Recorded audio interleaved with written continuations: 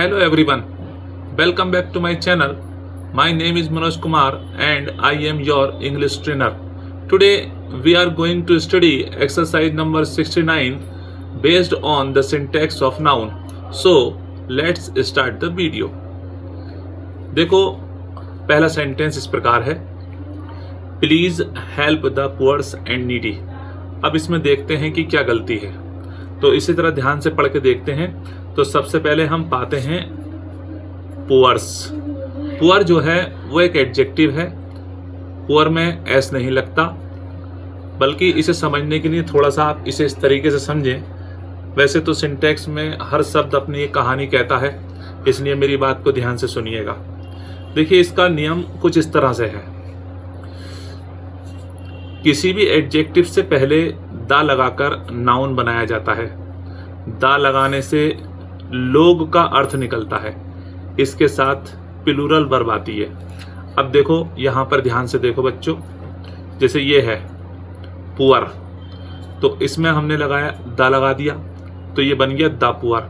इसका अर्थ होता है गरीब लोग। ऐसे ही किसी भी एडजेक्टिव में आप दा लगा करके लोग बना सकते हैं। जैसे रिच, तो इसका बना द रिच, दा लग गया इसमें, अब बन गया अमीर लोग। यानी कि ये जो लोग आया है हमारे पास, ये इस दा से बन गया। ठीक, अब ऐसे देखो, ब्लाइंड माने अंधा होता है। अब कहना हो अंधे लोग, तो आपको कहना होगा दा ब्लाइंड। तो यहाँ दा लगने से ये लोग पैदा हो गया, ये शब्द पैदा हुआ। ठीक, ऐसी ओल्ड, अब ओल्ड में दा लगाया तो बन गया दा ओल्ड, तो बन गया बूढ़े लोग। इस तरीके से यहां पर भी यही बात है। अब यहां देखेंगे प्लीज हेल्प द पुअर्स, तो यहां पर एस की कोई जरूरत नहीं है, द पुअर ही गरीब लोग होंगे। और यहां नीडी है, तो यहां दा की कमी है। तो करेक्ट सेंटेंस कुछ इस प्रकार होगा, please help the poor and the needy. तो अब ये सेंटेंस बिल्कुल क्लियर हो गया। अब दूसरा सेंटेंस देखते हैं।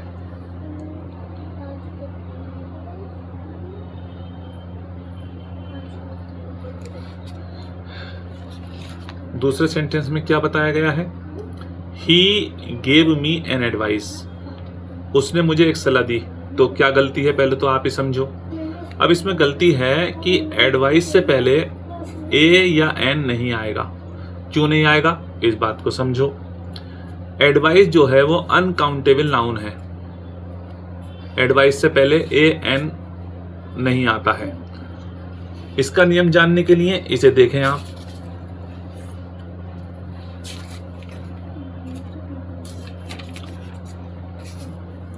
देखो, ये मैंने आपके लिए पहले ही तैयार करके रख लिया था, क्योंकि वीडियो को मुझे छोटा बनाना होता है। हाँ, बस बीच में एक बात कहना चाहूँगा, अगर वीडियो आपको पसंद आता है, लगता है कि मैंने सही में मेहनत की है, तो मेरी वीडियो को आप लाइक करें, शेयर करें, दूसरों तक पहुँचाएं, ताकि किसी और को भी फ़ायदा पहुँच सके। तो यहाँ पे देखें अब नियम को ध्यानपूर्वक। एडवाइस एक अनकाउंटेबल नाउन है, इसलिए इससे पहले ए या एन का यूज़ नहीं होता है। अनकाउंटेबल नाउन सामान्यतः सिंगुलर माने जाते हैं, इसलिए इनके साथ सिंगुलर वर्ब आती है। यहाँ पर कुछ एग्जाम्पल भी मैंने लिए हैं, आप इसका स्क्रीनशॉट भी ले सकते हैं। Water is essential for life, तो यहाँ देखेंगे ये वाटर है, इसके साथ सिंगुलर वर्ब का प्रयोग किया गया है। यहाँ मिल्क को देखें, milk is good for health, तो यहाँ भी देखिएगा ये भी अनकाउंटेबल नाउन है, वाटर, वाटर भी, मिल्क भी। ऐसे ही देखिएगा एडवाइस इज यूजफुल, तो यहाँ पर ध्यान से देखिएगा, जो एडवाइस है ये अनकाउंटेबल नाउन है, इसके साथ भी हमने इस वर्ब का प्रयोग किया है। तो इस तरीके से आप समझ सकते हैं। हाँ, आप इसे ऐसे भी कह सकते हैं बात को, ये देखिए, आप इसे ऐसे भी कह सकते हैं, he gave me some advice, यहाँ सम का प्रयोग कर सकते हैं। या फिर इसे इस तरीके से कह सकते हैं, he gave me a piece of advice.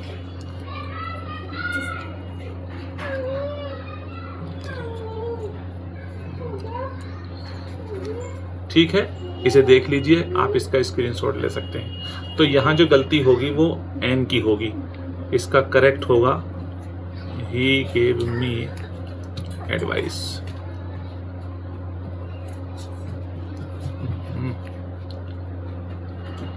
Mathematics. ठीक, अब तीसरा सेंटेंस देखते हैं। Mathematics are a difficult subject. यहाँ क्या मिस्टेक है? यहाँ वर्ब की मिस्टेक है। क्या होता है कि जैसे मैथमेटिक्स है, इकोनॉमिक्स है, सिविक्स है और पॉलिटिक्स है, ये जितने भी सब्जेक्ट हैं जिनके अंत में एस आता है, ये दिखने में तो हमें प्लूरल लगते हैं लेकिन इन्हें सिंगुलर माना जाता है। तो यहाँ पर आप जो सही करेंगे तो आर की जगह इज का प्रयोग करेंगे। पूरा सेंटेंस ऐसे रहेगा, mathematics is a difficult subject. Okay, आगे बढ़ते हैं। इसे देखिए जरा, चौथे सेंटेंस को। Some cattles were in the field. अब यहाँ पर जो मिस्टेक है वो कैटल्स में है। कैटल शब्द जो है वो प्लूरल है, इसके अंदर एस नहीं लगाना चाहिए, तो इसका सही जो होगा वो कैटल होगा। ये इस तरीके से, some cattle were in the field. अगला देखते हैं। He stayed at his brother's son's house. तो इसके अंदर क्या है? ये डबल एपॉस्ट्रोफी का प्रयोग हुआ है, ये नहीं होगा। इसका सही तरीका क्या है? इसे देखिए, he stayed at the house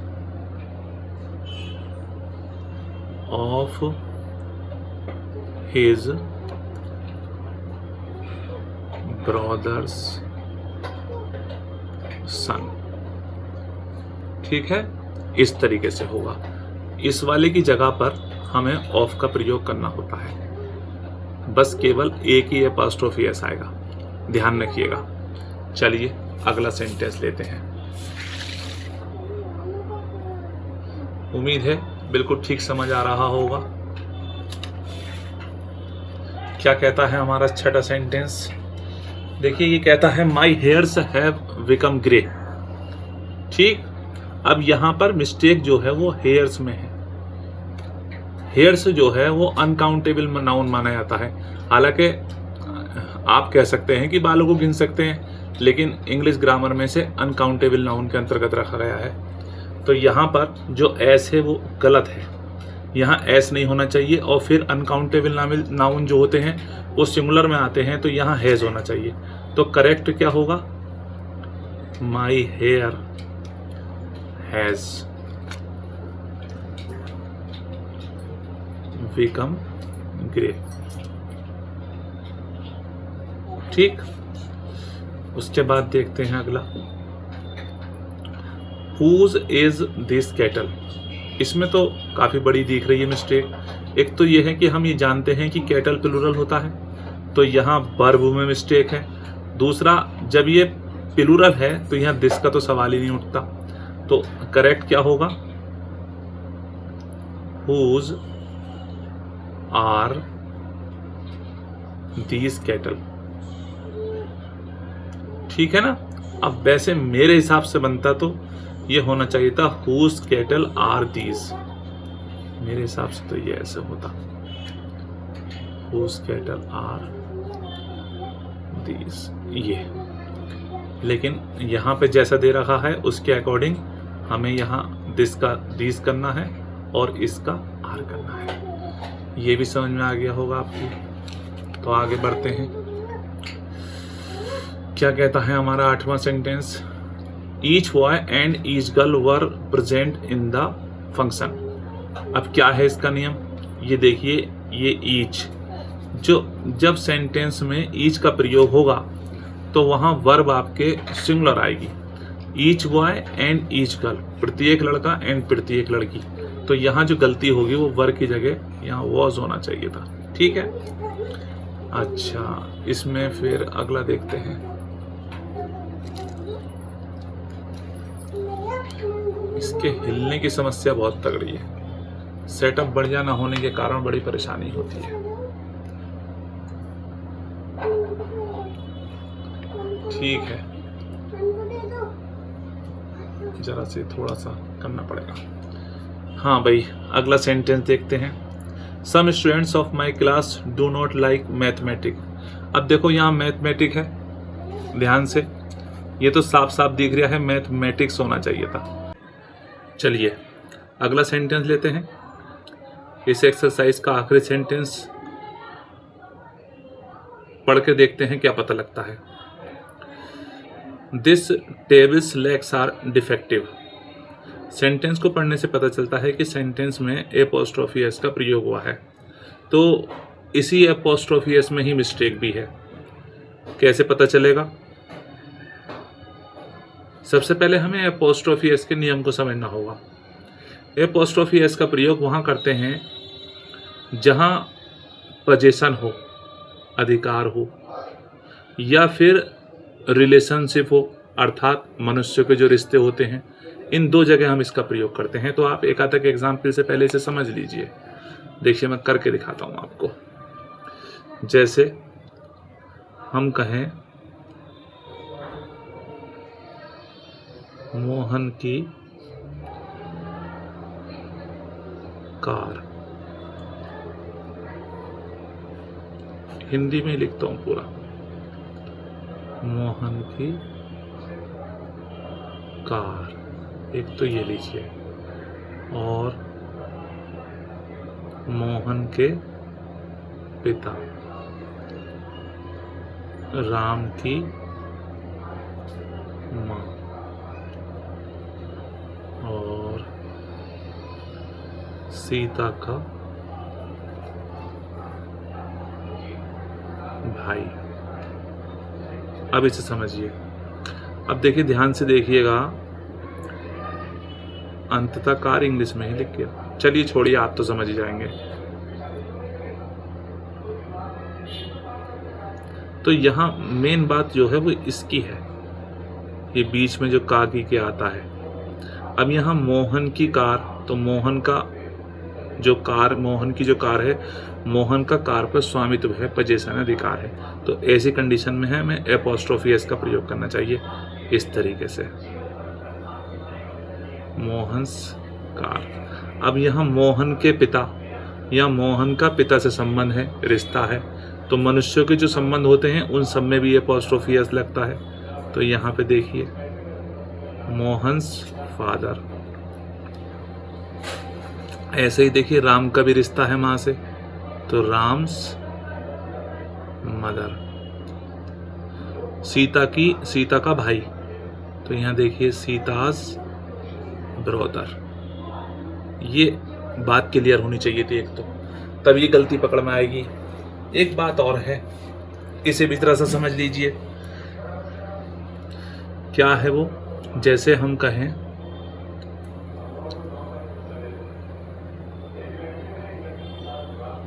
college के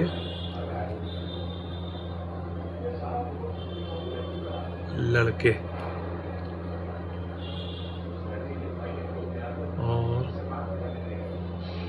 कुर्सी की टांगे। ठीक। अब इसमें भी देखो, के आया है, की आया है, तो जो का के की होता है उसकी अंग्रेजी ऑफ होती है। ये भी संबंध को बताता है, पर कैसे संबंध को बताता है? नॉन लिविंग संबंध को। जहां मनुष्यों के रिश्ते होते हैं वहां एपोस्ट्रोफी एस का संबंध को एपोस्ट्रोफी एस दर्शाता है, और जहां पर नॉन लिविंग निर्जीव चीजों से रिश्ता होता है वहां पर आपको ऑफ का प्रयोग करना पड़ता है। जैसे कॉलेज के लड़के, तो लड़कों का कॉलेज से संबंध तो है, पर यहाँ जो कॉलेज है वो मनुष्य नहीं है। आप ध्यान से देखिए आप इस बात को। तो यहाँ ऐसी बात के लिए हम ऐसे यहाँ से शुरू करेंगे, the boys of the college, ऐसे करके। ऐसे ही बिल्कुल सेम ये है, कुर्सी की टांगे, तो यहाँ पर हम करेंगे the legs of the chair. ठीक है ना? अब बात समझ में आ गई। अब यहाँ पर भी वही बात है, कुर्सी की टांगे हैं, तो यहाँ पे हमें ऑफ का प्रयोग करना है। बस हो गया सेंटेंस, इतनी सी बात थी। तो हम क्या करेंगे सेंटेंस को करेक्ट करने के लिए? The legs of this table are defective. अब ये सेंटेंस करेक्ट हो गया। अब देखिए आज की एक्सरसाइज पूरी होती है, अगली एक्सरसाइज 70 में अगले वीडियो में आपको पढ़ा दूंगा। अगर आपको वीडियो पसंद आता है तो प्लीज़ आप लाइक करना ना भूलें, शेयर करना ना भूलें और ऐसे ही मेरी वीडियो देखते रहें। वीडियो देखने के लिए आपका बहुत बहुत धन्यवाद। मिलते हैं अगले वीडियो में।